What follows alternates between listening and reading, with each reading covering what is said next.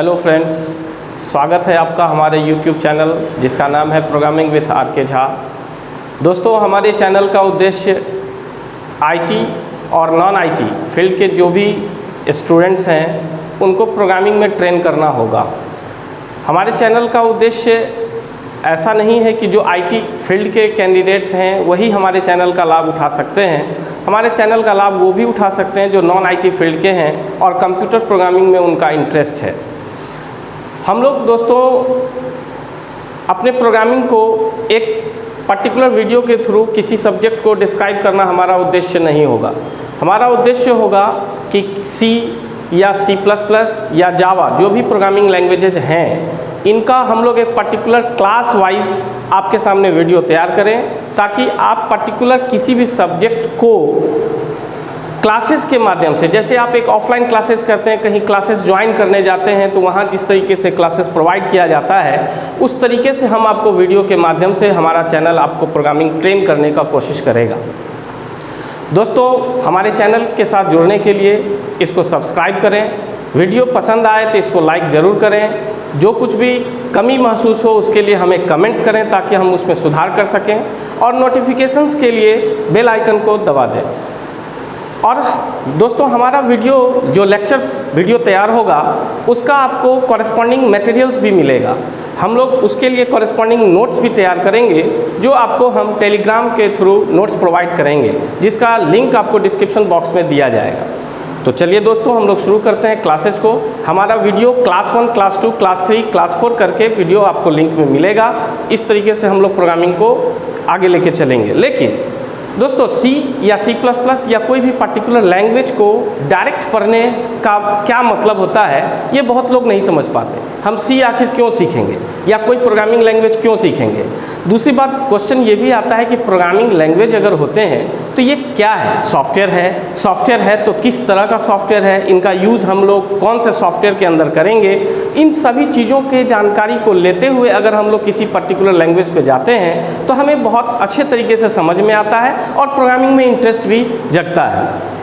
तो दोस्तों, हम लोग सबसे पहले आपके साथ डिस्कस करेंगे कि सॉफ्टवेयर क्या होता है। अगर हम प्रोग्रामिंग करने जा रहे हैं, हम लोग कॉरेस्पॉन्डिंग सॉफ्टवेयर को यूज करते हैं और हमें यही नहीं पता कि सॉफ्टवेयर होता क्या है, कितने तरीके का सॉफ्टवेयर हमारे मार्केट में अवेलेबल है, हमें कौन सा सॉफ्टवेयर किस पर्पस के लिए यूज करना होता है, तो हम जब तक इन बातों का जानकारी हमारे पास नहीं होता हम लोग पर्टिकुलर उस पर सोच नहीं पाते हैं। इसलिए सबसे पहले दोस्तों हम लोग सॉफ्टवेयर के बारे में समझने का कोशिश करेंगे।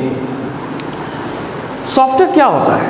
सॉफ्टवेयर एक कलेक्शन ऑफ प्रोग्राम्स का नाम है सॉफ्टवेयर। यानी जब हम पर्टिकुलर 10 लाइन, 15 लाइन, 20 लाइन का एक कोडिंग फाइल तैयार करते हैं तो हम उसको एक प्रोग्राम का नाम देते हैं। लेकिन जब हम एक बड़े वर्क को अचीव करना चाहते हैं, कंप्यूटर के थ्रू हम चाहते हैं पर्टिकुलर कोई बहुत बड़ा टास्क को अचीव करें, तो बहुत बड़े टास्क को अचीव करने के लिए दोस्तों बहुत सारे प्रोग्राम्स का कलेक्शन करना होता है।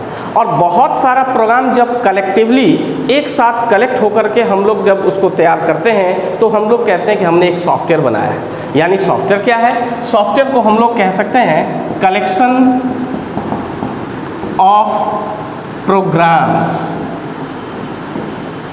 को हम लोग सॉफ्टवेयर कहते हैं। दोस्तों, सॉफ्टवेयर एक अनटचेबल पार्ट है जिसको हम टच करके महसूस नहीं कर सकते, सिर्फ हम लोग यूज करके महसूस करते हैं कि हम कंप्यूटर में एक सॉफ्टवेयर यूज कर रहे हैं। अब आता है दोस्तों कि सॉफ्टवेयर कितने तरह का हमारे पास होता है। सॉफ्टवेयर का कैटेगरी जब हम लोग तैयार करते हैं तो इसको हम लोग 2 कैटेगरी में डिवाइड करते हैं। एक सिस्टम सॉफ्टवेयर,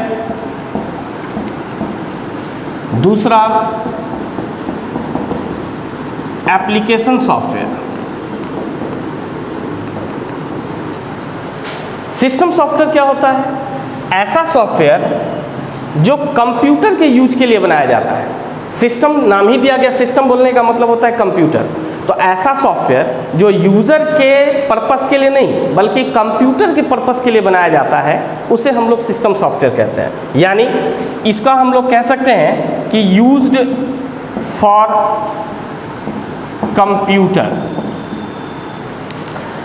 तो ऐसे बहुत सारे सॉफ्टवेयर आपको मार्केट में दिखते हैं जो कंप्यूटर के लिए नेसेसरी हो जाता है, जैसे ऑपरेटिंग सिस्टम। सबसे मोस्ट कॉमन एग्जांपल अगर सिस्टम सॉफ्टवेयर का हम लोग लें तो हम लोग ऑपरेटिंग सिस्टम का बात करते हैं। इसके अलावा ऑपरेटिंग सिस्टम के अलावा अगर हम लोग देखें, जैसे आपका एंटीवायरस सॉफ्टवेयर का, आप एंटीवायरस भी बहुत लोग कॉमनली यूज करते हैं। तो एंटीवायरस सॉफ्टवेयर भी आप देखते हैं उसका यूज हमारे लिए नहीं है। हम यूज़र अपने पर्पस के लिए एंटीवायरस का यूज़ नहीं करता। यूज़र जब भी एंटीवायरस यूज करता है तो कंप्यूटर के पर्पस के लिए यूज करता है। दूसरा, कोई भी हार्डवेयर डिवाइसेस जब हम लोग लाते हैं, हार्डवेयर डिवाइसेस के ऑपरेशंस के लिए उसके कॉरेस्पॉन्डिंग डिवाइस ड्राइवर प्रोग्राम्स डालना होता है, वो भी हमारा सिस्टम सॉफ्टवेयर के अंदर आएगा। यानी ऐसा सॉफ्टवेयर जो हमारे कंप्यूटर के लिए नेसेसरी होता है उसको हम लोग कह सकते हैं कि वो सिस्टम सॉफ्टवेयर होता है। दूसरा कैटेगरी आता है एप्लीकेशन सॉफ्टवेयर का। तो एप्लीकेशन सॉफ्टवेयर में जो भी सॉफ्टवेयर्स आते हैं वो यूज़र के पर्पस के लिए बनाए जाते हैं, यानी जिसका यूज़ यूज़र्स करेगा अपने पर्टिकुलर किसी भी वर्क को अचीव करने के लिए। यानी हम लोग इसमें ये कह सकते हैं कि used for users. Okay, user जब भी यूज करता है कंप्यूटर से किसी पर्टिकुलर टास्क को परफॉर्म करना चाहता है, बहुत सारे सेक्टर्स होते हैं, बहुत सारे फील्ड्स होते हैं जो कंप्यूटर से थ्रू हम लोग आज के डेट में यूज करते हैं। तो हमें ये डिसाइड करना होता है कि हम कंप्यूटर से क्या काम लेने वाले हैं। सपोज अगर आप कंप्यूटर से अकाउंट्स हैंडलिंग की बात करते हैं तो आप उसके कॉरेस्पॉन्डिंग सॉफ्टवेयर को ढूंढते हैं कि इसके लिए हमें कौन सा सॉफ्टवेयर यूज करना होगा। अगर हमें कंप्यूटर से कोई सपोज डॉक्यूमेंट टाइप करके, डॉक्यूमेंट एडिट करके हमें प्रिंटिंग का काम करना है, तब हमें ये सोचना होता है कि इस पर्पस के लिए हमें कौन सा सॉफ्टवेयर चाहिए। अगर हमें किसी तरह का सॉफ्टवेयर किसी के लिए बनाना होता है तब हमें ये सोचना होता है कि हमें उस सॉफ्टवेयर को डेवलप करने के लिए कौन सा कॉरेस्पॉन्डिंग लैंग्वेजेस या कौन से कॉरेस्पॉन्डिंग सॉफ्टवेयर्स मार्केट में आए हैं जिसको हम यूज कर सकते हैं। तो ओवरऑल ये कहा जा सकता है कि ऐसे सॉफ्टवेयर्स जो यूज़र के यूज के लिए बनाए जाते हैं उसको हम लोग एप्लीकेशन सॉफ्टवेयर के कैटेगरी में रखते हैं। तो अब हम जब चाहे पैकेजेस पढ़ने के साइड में जाएं या लैंग्वेजेस पढ़ने के साइड में जाएं तो हम लोग ये बात करते हैं कि एप्लीकेशन सॉफ्टवेयर हमारे फील्ड के अंदर आता है। अब एप्लीकेशन सॉफ्टवेयर जितने भी तरह के होते हैं उसको पर्टिकुलर दो टाइप में कैटेगराइज कर दिया जाता है। या तो वो पैकेजेस कहलाएंगे या तो वो लैंग्वेजेस कहलाएंगे। यानी जितने भी तरह का एप्लीकेशन सॉफ्टवेयर मार्केट में मिलेगा उसका कैटेगरी हम लोग या तो पैकेजेस बनाते हैं या तो लैंग्वेजेस बनाते हैं। अब ये पैकेज और लैंग्वेज इन दोनों में क्या डिफरेंस होगा? तो पैकेज वो एप्लीकेशन सॉफ्टवेयर होगा जिसके अंदर आप रेस्ट्रिक्टेड वर्क को परफॉर्म करते हैं, यानी डेवलपर्स ने को परफॉर्म कर सकते हैं। उसके अलावा ऐसा कोई भी वर्क आपके माइंड में आ गया कि ये काम भी इसके थ्रू हम कर पाएँ और वो फैसिलिटीज उसमें नहीं डाला गया है तो आप नहीं कर सकते। इसीलिए हम लोग ये कहेंगे कि पैकेजेस वो सॉफ्टवेयर्स होते हैं जिसमें हम रेस्ट्रिक्टेड वर्क को परफॉर्म करते हैं। जैसे आप MS ऑफिस ग्रुप का बहुत सारा सॉफ्टवेयर कॉमनली यूज़ किया जाता है, जैसे वर्ड है, एक्सेल है, पावर पॉइंट है, या आप अकाउंटिंग लाइन में जाते हैं टैली है। तो इन सभी सॉफ्टवेयर्स में हमको ये दिखता है कि वर्ड में हम उतने ही काम करते हैं जितना फैसिलिटी, जितना ऑप्शंस उसके अंदर दिया गया है बनाने वाले के द्वारा। इसी तरह एक्सेल है या कोई भी इस तरह का सॉफ्टवेयर जब हम यूज करते हैं तो उसमें उनके ऑप्शंस के अकॉर्डिंग ही हमें काम करना होता है। एक्स्ट्रा कोई वर्क हम उसमें नहीं ऐसा सोचते जो उसके अंदर ऑप्शंस अवेलेबल नहीं है। तो इस तरह के जो भी सॉफ्टवेयर होंगे वो पैकेजेस कहलाएंगे। दूसरा साइड आता है लैंग्वेज। ऐसा एप्लीकेशन सॉफ्टवेयर जिसके अंदर कोई रेस्ट्रिक्शंस यूजर्स के पास नहीं है, किसी भी तरह के वर्क को परफॉर्म किया जा सके, वैसे सॉफ्टवेयर्स को हम लोग कहते हैं लैंग्वेज। लेकिन अब यहाँ पर ये एक सवाल आता है मन में दोस्तों, लैंग्वेज नाम क्यों दिया गया? लैंग्वेज नेमिंग करने के पीछे क्या रीज़न होगा? तो लैंग्वेज नाम देने के पीछे रीज़न सोचने वाली बात यह है, लैंग्वेज का मतलब होता है भाषा, और कोई भी भाषा एक ग्रामर के ऊपर डिपेंड करता है। तो हमारे कंप्यूटर में भी ऐसे सॉफ्टवेयर्स जो एक सेट ऑफ रूल्स के तहत काम करने वाले हों, जिसमें हम जैसे मर्जी वैसे काम न कर पाएँ, एक सर्टेन रूल्स के तहत काम कर पाएँ, वैसे सॉफ्टवेयर्स को बोला गया कि ये लैंग्वेज कहलाएगा, यानी उसका अपना एक ग्रामर होगा, उसका अपना एक सेट ऑफ प्रोटोकॉल्स होगा। उस सेट ऑफ प्रोटोकॉल्स को यूज करके ही हम उस सॉफ्टवेयर्स को यूज कर सकते हैं, इसीलिए उसको हम लोग कहते हैं ये कंप्यूटिंग लैंग्वेजेस है। तो लैंग्वेजेस कोई भी हो, आप जैसे लैंग्वेजेस बहुत सारे आपके पास हैं, जैसे सबसे इनिशियल लैंग्वेज जिसको हमको सीखना समझना बहुत ज़्यादा ज़रूरी हो जाता है, जिसमें हम लोग बोलते हैं सबसे पहला सी लैंग्वेज। जो हम लोग सी का क्लास करने के लिए आए हैं, तो सी लैंग्वेज हमारा मोस्ट कॉमन लैंग्वेज है, मदर लैंग्वेज कहलाता है, क्योंकि हमें वो बहुत बेसिक और बहुत प्रोग्रामिंग टेक्निक्स, ऐसे टेक्निक्स को हमें सिखा देता है जिसके थ्रू हम अपने करियर में प्रोग्रामिंग फील्ड को स्ट्रॉन्ग कर सकते हैं। उसके समझने के बाद हम किसी भी हायर लैंग्वेजेस या किसी भी जो मोस्ट आज के डेट में जो बहुत हाई टेक्नोलॉजी वाले लैंग्वेजेस आए हैं, उनको समझना, उनको पढ़ना हमारे लिए आसान हो जाता है। तो हम इसीलिए लैंग्वेजेस में जब नाम लेंगे तो सी सबसे पहला लैंग्वेज के रूप में नाम हमने लिया, उसके बाद C++ हो, जावा हो, पाइथन हो, .NET साइड हो या कोई भी हो। तो आप इनमें से किसी भी लैंग्वेजेस सॉफ्टवेयर्स को यूज करना चाहते हैं तो सभी का अपना एक सेट ऑफ प्रोटोकॉल्स होता है। उन्हीं सेट ऑफ प्रोटोकॉल्स को समझने के लिए, जानने के लिए हमें उनका पर्टिकुलर क्लासेस करना मस्ट हो जाता है। बिना हम उस लैंग्वेज के थ्योरीज को, बिना उस लैंग्वेज के ग्रामर्स को सीखे हम उस लैंग्वेज सॉफ्टवेयर का यूज नहीं कर पाते हैं। तो ये इसका मेन मकसद होगा। दूसरी बात, लैंग्वेजेस जब हम लोग यूज करते हैं तो यहीं से आता है प्रोग्रामिंग का कॉन्सेप्ट। जब हम लैंग्वेज की बात करना शुरू कर देते हैं तो यहीं से कॉन्सेप्ट डेवलप हो जाता है प्रोग्रामिंग का, कि लैंग्वेज जब भी यूज कोई भी करेगा तो वो कैसे यूज करेगा। हमने अभी बात किया कि वो प्रोग्रामिंग के सेट ऑफ रूल्स के थ्रू काम करेगा। तो आखिर ये सेट ऑफ रूल्स क्या होता है? यहीं से जन्म लेता है प्रोग्राम का कॉन्सेप्ट, और यहीं से जन्म लेता है प्रोग्रामिंग का कॉन्सेप्ट। जब हम लोग बात करते हैं कि एक सेट ऑफ रूल्स के तहत आपको काम करना है, तब हमें अब मूव करना होगा एक अनदर टॉपिक पे, जिसका नाम है प्रोग्राम एंड प्रोग्रामिंग टेक्निक। बहुत ही कॉमन सा कॉन्सेप्ट है ये, जिसको हर प्रोग्रामर को समझना और जानना जरूरी होता है। प्रोग्राम, हम लोग बात करते हैं कि प्रोग्राम लिखना है। प्रोग्राम क्या हुआ? तो प्रोग्राम की बात अगर करें तो प्रोग्राम को हम लोग कहते हैं सेट ऑफ इंस्ट्रक्शंस। होता क्या है, हम लोग बात करते हैं कंप्यूटर से कोई काम परफॉर्म कराना है, तो कंप्यूटर परफॉर्म कैसे करेगा? उसके लिए कॉरेस्पॉन्डिंग प्रोग्राम्स को डाला जाता है। अब एक प्रोग्राम को क्रिएट करने के लिए बहुत सारे इंस्ट्रक्शंस का कलेक्शन किया जाता है। इंस्ट्रक्शंस को हम कैसे राइट करेंगे, इंस्ट्रक्शंस कैसे कलेक्ट किया जाएगा, सेट ऑफ इंस्ट्रक्शंस बनाया कैसे जाएगा, उसी को हम लोग कहते हैं कि एक सेट ऑफ रूल्स के तहत जब स्टेटमेंट्स का, इंस्ट्रक्शंस का कलेक्शन कर दिया जाए तो वो एक प्रोग्राम कहलाता है। मतलब आप इसको इस तरीके से डिफाइन कर सकते हैं कि program is a set of instructions written in a sequence according to a set of rules. तो उसको हम लोग प्रोग्राम कहें। तो जब कंप्यूटर किसी वर्क को परफॉर्म करता है तो उस पर्टिकुलर प्रोग्राम के अंदर जो इंस्ट्रक्शंस राइट किया गया है, उस इंस्ट्रक्शंस के अकॉर्डिंग ही कंप्यूटर परफॉर्म करता है। एक बात और, जनरली हम लोग कभी कभी ह्यूमन मिस्टेक्स करते हैं। क्या है कि हम लोग किसी तरह का अगर कंप्यूटर से गलत चीज़ आ गया तो हम लोग बहुत कॉमनली बोलते हैं कि कंप्यूटर का मिस्टेक है, कंप्यूटर ने गलती कर दिया है। लेकिन ये एक नॉन टेक्निकल लोगों का भाषा हो सकता है, लेकिन टेक्निकल लोग इस बात को समझते हैं कि कंप्यूटर कभी गलती नहीं करता। कंप्यूटर कैसे गलती करेगा? कंप्यूटर तो हमारे द्वारा दिए गए इंस्ट्रक्शंस के अकॉर्डिंग काम करता है। कंप्यूटर से कोई चीज़ अगर गलत हो रहा है, इसका मतलब कंप्यूटर का फॉल्ट नहीं है, उसके अंदर जो प्रोग्राम काम कर रहा है उस काम को परफॉर्म कराने के लिए उस प्रोग्राम का फॉल्ट है। उस प्रोग्राम के अंदर इंस्ट्रक्शंस ऐसे ही लिखे गए हैं जो उसको उस तरीके से काम करने के लिए इंस्ट्रक्ट कर रहा है, इसीलिए कंप्यूटर वैसा काम कर रहा है।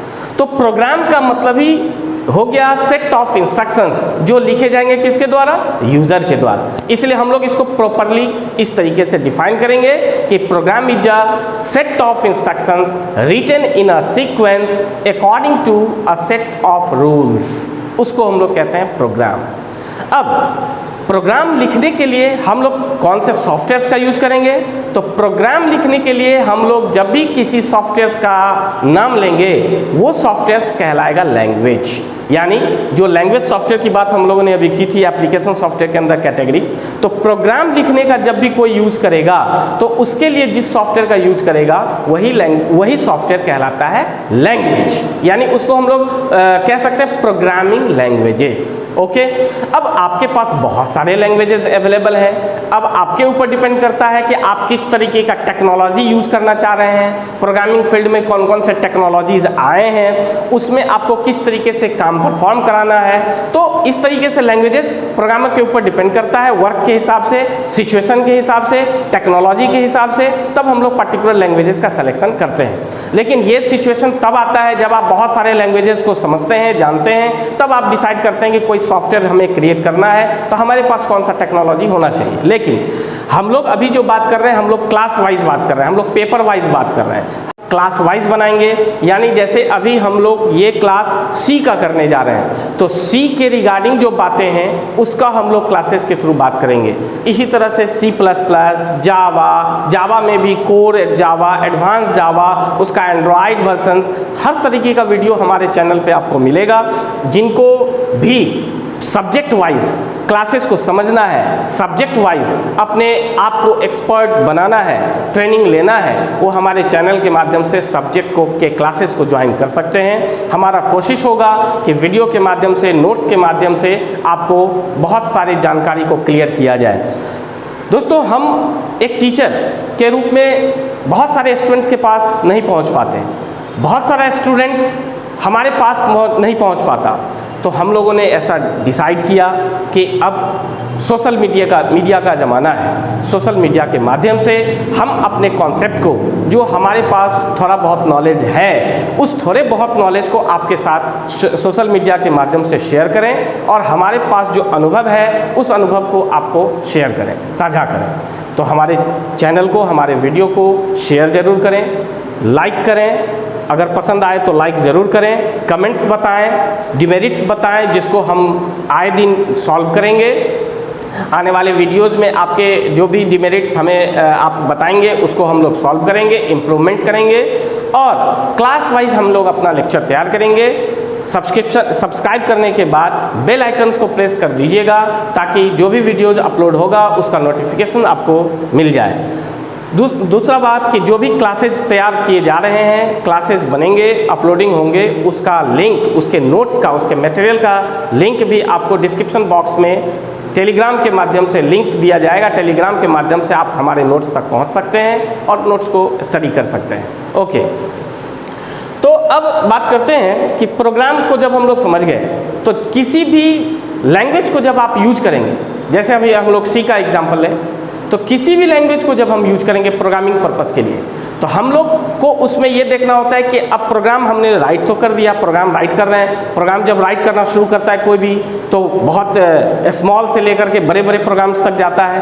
तो ये देखना होता है कि हम कौन से टेक्नोलॉजी यूज कर रहे हैं प्रोग्राम को लिखने के लिए, हम कौन सा मेथड यूज कर रहे हैं प्रोग्राम को लिखने के लिए। तो जिस मेथड का बात हम लोग करने जा रहे हैं उसको हम लोग प्रोग्रामिंग टेक्निक के नाम से जानते हैं। यानी अब अगला बात हम लोग करेंगे प्रोग्रामिंग टेक्निक का। तो प्रोग्रामिंग टेक्निक का अगर बात किया जाए तो शुरुआत से अभी तक, आज के डेट तक जो प्रोग्रामिंग टेक्नोलॉजीज चल रहे हैं उसमें 3 तरह का टेक्निक डेवलप हुआ है। हम लोग जब किसी भी लैंग्वेज में प्रोग्राम राइट करते हैं तो हम उन्हीं 3 में से किसी एक टेक्नोलॉजी का यूज कर रहे होते हैं। लेकिन अगर हम टेक्नोलॉजी के बात को नहीं समझें, टेक्नोलॉजी के कॉन्सेप्ट को नहीं समझें, और सपोज आपने कोई प्रोग्राम राइट कर दिया, अगर किसी ने आपसे पूछ दिया कि आपने कौन सा टेक्नोलॉजी से प्रोग्राम अभी लिखा है, तो हो सकता है आप जवाब ना दे पाएँ। प्रोग्राम आपने लिखा लेकिन जवाब आपके पास ये तैयार नहीं रहता है कि हमने टेक्निक कौन सा यूज किया है।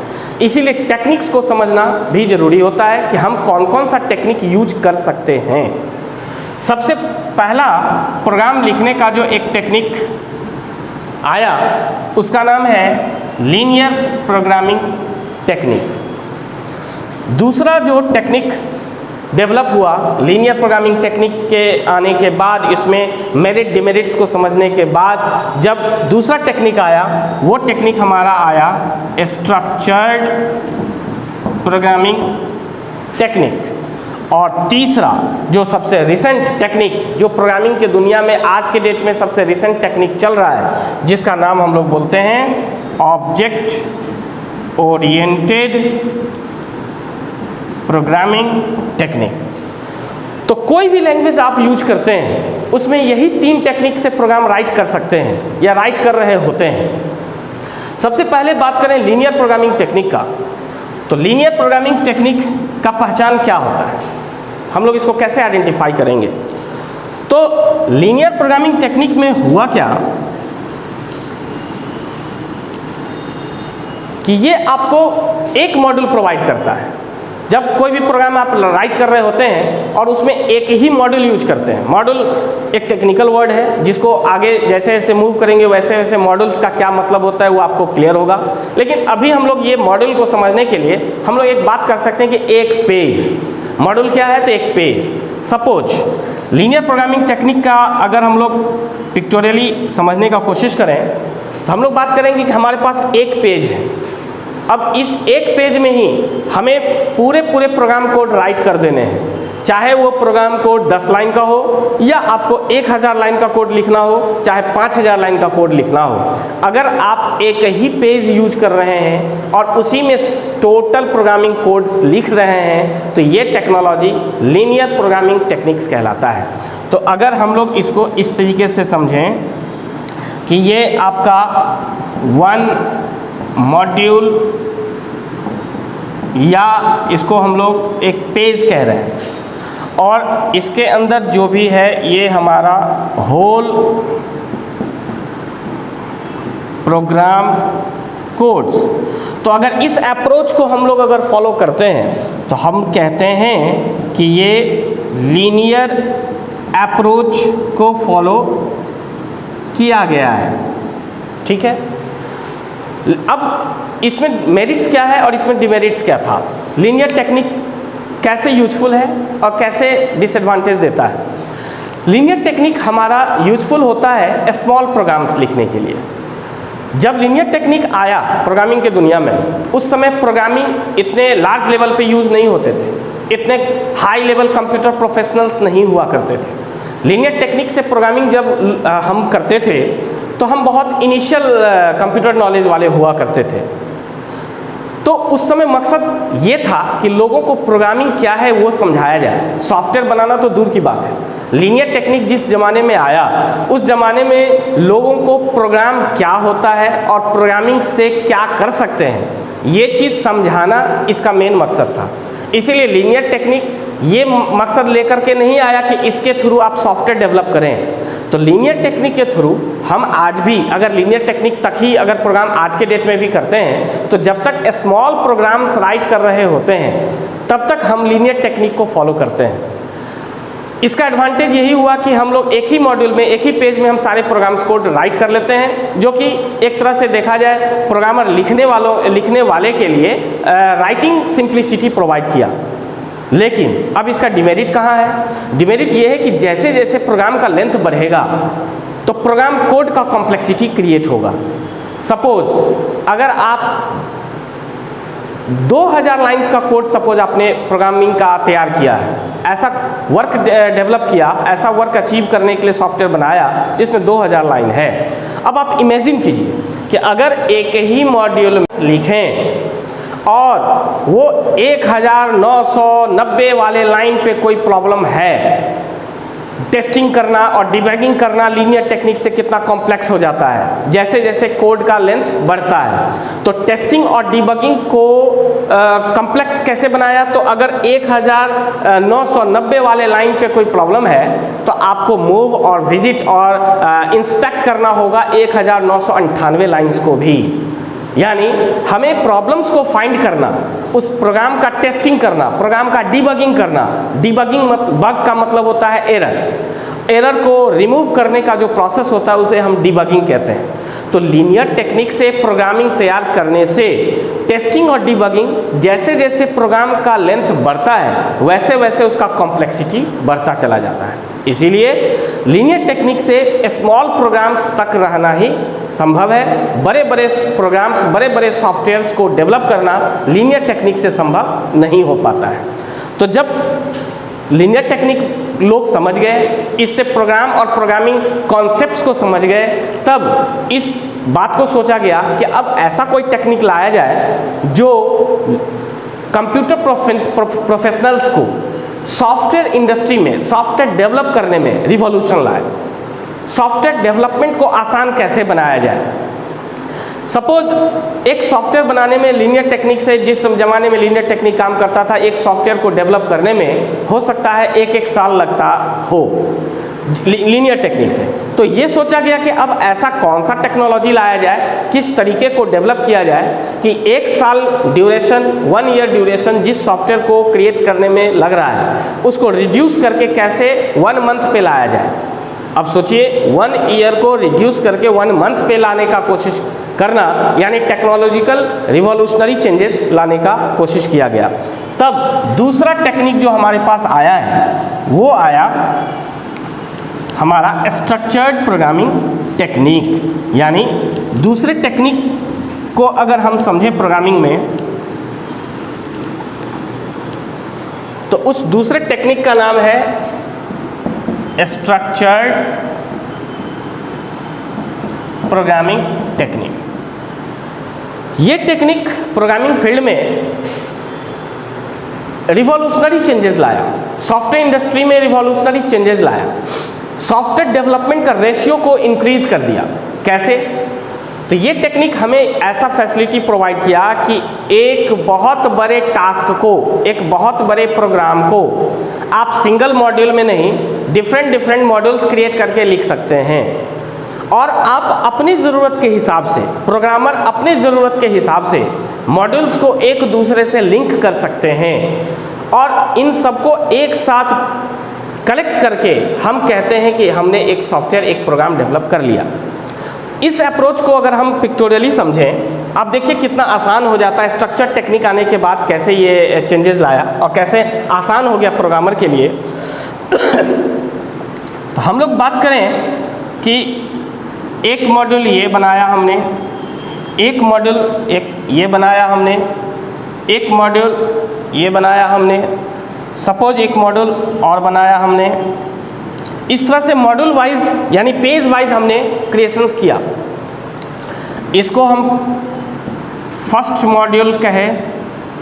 सपोज आपने डिसाइड किया कि एक ऐसा प्रोग्राम बनाओ जिसमें एक ही प्रोग्राम में एडिशन, सब्ट्रैक्शन, मल्टीप्लिकेशन, डिवीजन, है ना, इस तरीके से बहुत सारे ऑपरेशंस एक ही प्रोग्राम के अंदर हमें करने हैं। तो हमने क्या किया कि एक मॉड्यूल बनाया, फर्स्ट मॉड्यूल, जिसमें ऐड का काम किया।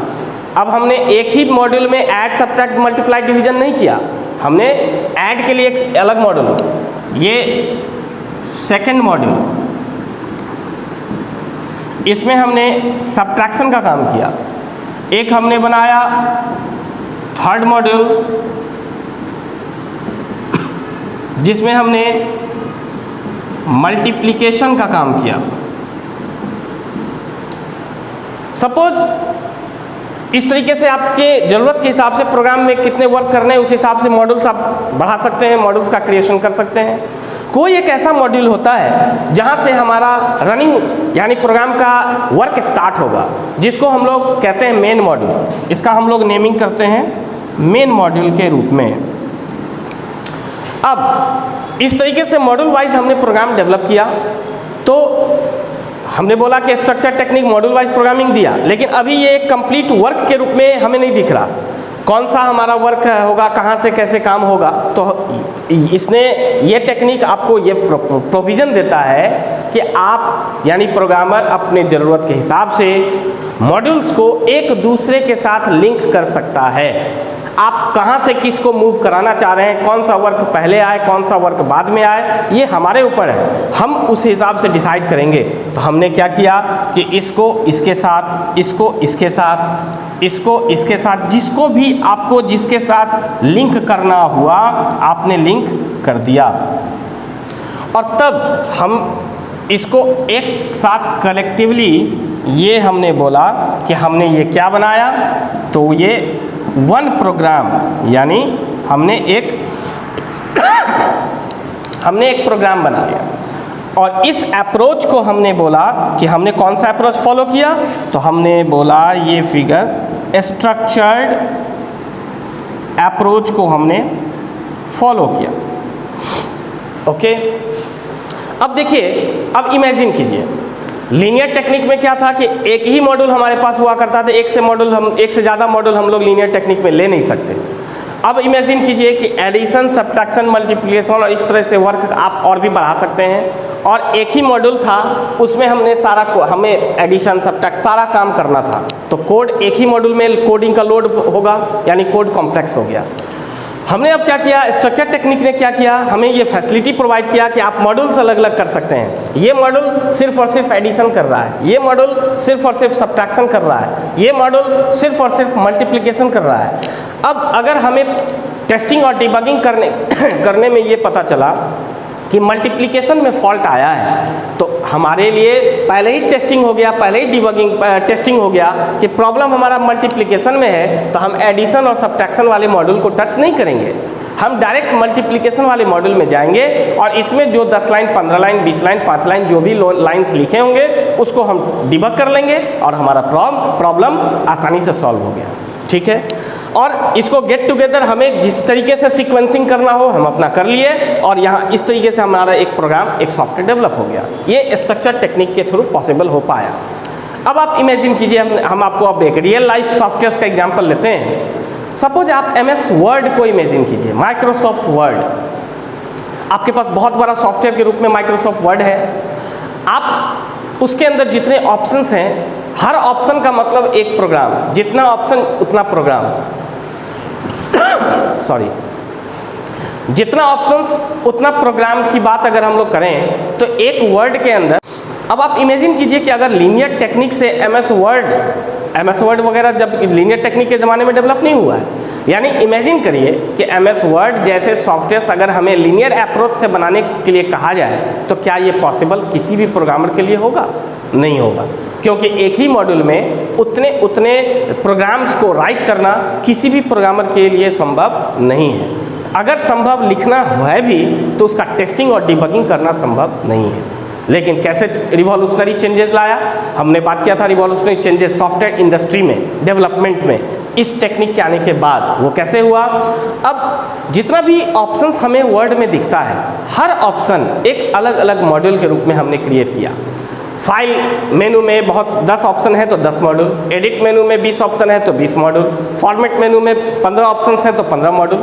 अब मॉड्यूल्स भी प्रोग्रामर वाइज असाइनमेंट्स होता है, अलग अलग प्रोग्रामर टीम को अलग अलग मॉड्यूल्स हमने असाइन कर दिया। किसी भी प्रोग्रामर को किसी दूसरे प्रोग्रामर के मॉड्यूल्स के ऊपर में कोई डिपेंडेंसी नहीं रहा। जब हमारे पास मॉड्यूल वाइज प्रोग्राम बन करके आया तो उसका जो एडमिनिस्ट्रेटर होता है उसने क्या किया कि सारे मॉड्यूल्स को कलेक्ट कर लिया, सीक्वेंसिंग सेट कर दिया कि इसको क्लिक करने पर ये आएगा, इसको क्लिक करने पर ये आएगा। अब कितने आसानी से डेवलप हो गया मॉड्यूल वाइज, यानी एक बहुत बड़े टास्क को मॉड्यूलर अप्रोच से अगर हम लोग काम करने के लिए सोचे तो बहुत बड़ा टास्क बहुत आसानी से डेवलप हो गया। टेस्टिंग और डिबगिंग फेज में पता चला कि फॉर्मेट मेनू के किसी पर्टिकुलर ऑप्शन में कोई प्रॉब्लम आया है तो आप फाइल मेनू, एडिट मेनू या दूसरे मेनूज के दूसरे ऑप्शंस के प्रोग्राम्स को चेक करने का क्या ज़रूरत है।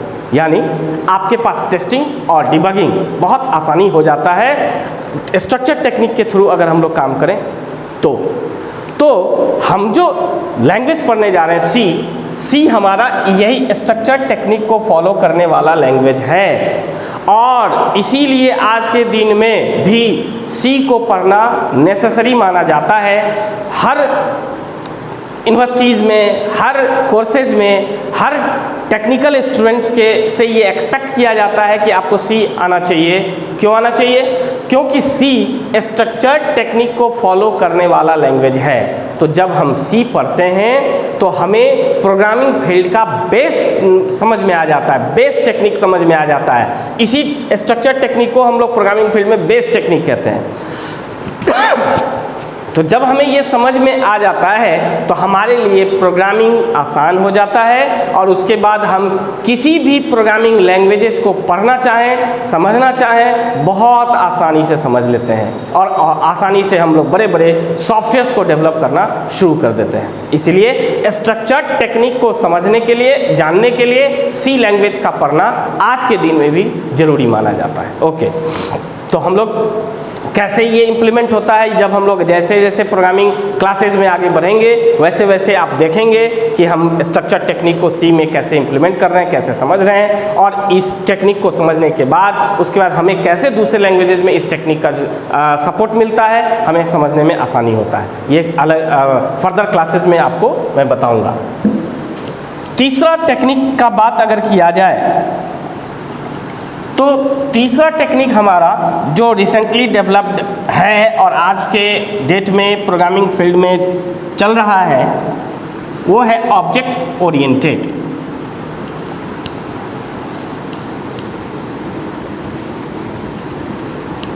वो है हमारा ऑब्जेक्ट ओरिएंटेड।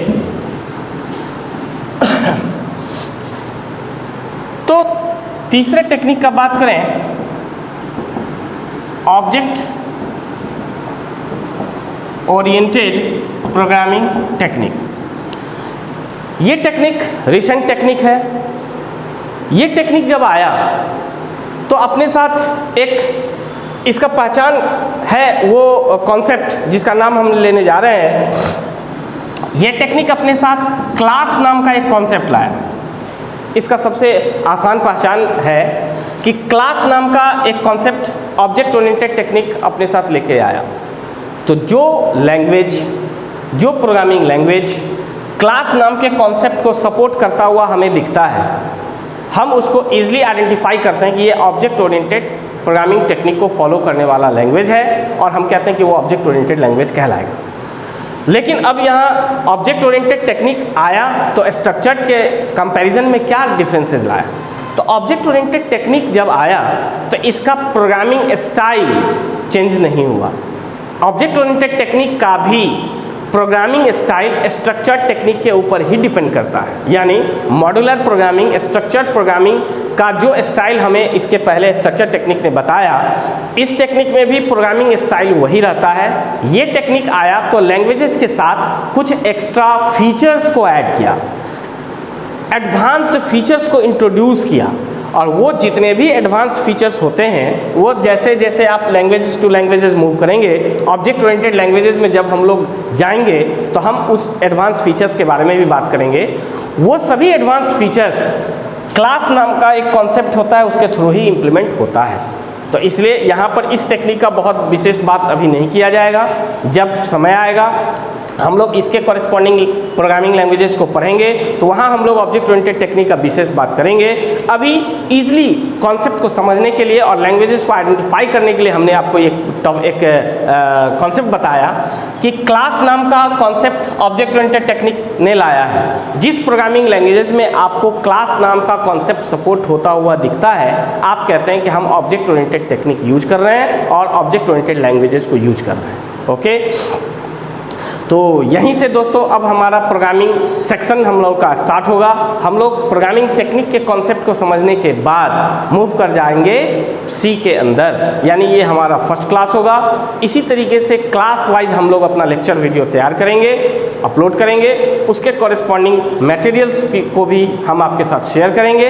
अगला वीडियो हम लोग जब बनाएंगे वो सेकेंड क्लास सी का माना जाएगा, जिसमें हम लोग इंट्रोडक्शन ऑफ सी से स्टार्ट करेंगे और क्लास वाइज हम लोग टॉपिक वाइज लेक्चर्स तैयार करेंगे जो आपको समझने में और आपको प्रोग्राम में ट्रेनिंग लेने में बहुत आसान होगा।